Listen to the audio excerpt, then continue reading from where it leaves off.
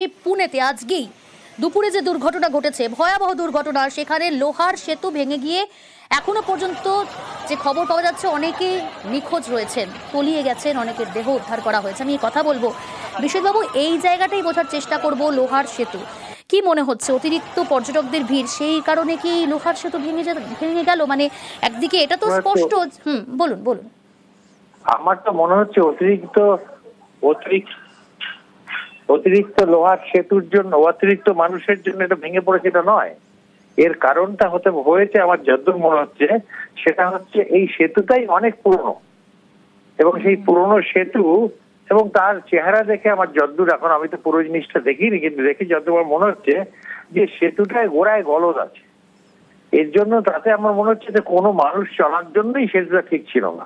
সেক্ষেত্রে যদি ওভারলোড মানে বেশি মানুষ আসে, তাহলে তো সঙ্গে সঙ্গে ভেঙে পড়বে, এবং ভেঙে পড়েছেও। কিন্তু একেবারে আমার যেটা মনে হলো দেখে, সেটা হচ্ছে একেবারে ব্রিজটা তলায় যে স্টিলের মেম্বারটা আছে সেটা ছিঁড়ে গেছে আর কি, আমরা কি র্যাপচার ফেলিওর বলি যাকে, সেইভাবে এটাকে পড়ে গেছে। তার ফলে এটা ওভারলোডিং বলা উচিত না। ব্রিজটারই অবস্থা যা, তাতে ব্রিজটা বন্ধ করে ঠিক করা উচিত ছিল, সেটা করা হয়নি। এটা তো স্পষ্ট আপনার কথা অনুযায়ী, যে ছবি আমরা দেখাচ্ছি এবং আমিও দেখে বুঝতে পারছি যে এটাতে মেইনটেইন যে হয় না সেটা একেবারে স্পষ্ট। নজরদারি নিয়ে একটা প্রশ্ন ইতিমধ্যে উঠতে শুরু করেছে, কিন্তু কিভাবে মেইনটেনেন্স করা উচিত বলে মনে হচ্ছে?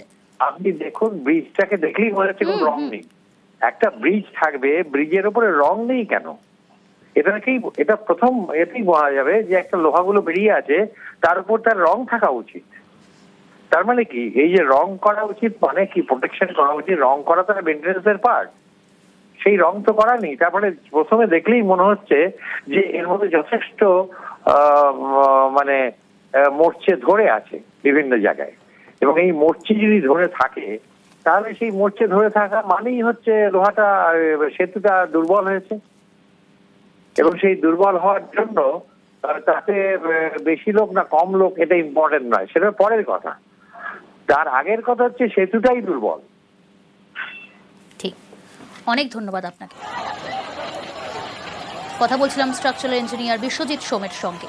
যে ছবি আপনাদের এই মুহূর্তে দেখাচ্ছি, দেখুন ঘটনার মুহূর্তের ছবি। পুনেতে সেতু বিপর্যয়, লোহার সেতু ভেঙে পড়ল। খরস্রোতা নদী, এই ইন্দ্রায়ণী নদী, এমনিতেই বর্ষাকাল, আর সেখানে এই খরস্রোতা নদীতেই ভেসে গিয়েছেন অনেকে। এখনো পর্যন্ত অনেকের খোঁজে তল্লাশি চলছে। অপরদিকে আমরা যে ছবি দেখাচ্ছিলাম, মধ্যপ্রদেশের শিবপুরি, একই দিনে দুই জায়গায় সেতু বিপর্যয়, পরপর ব্রিজ বিপর্যয়। श्रीमंत सिंधिया जी ने किया था, और नहीं कितना अच्छा काम है। सीमेंट और मिट्टी आपको अलग दिखाई दे रही है।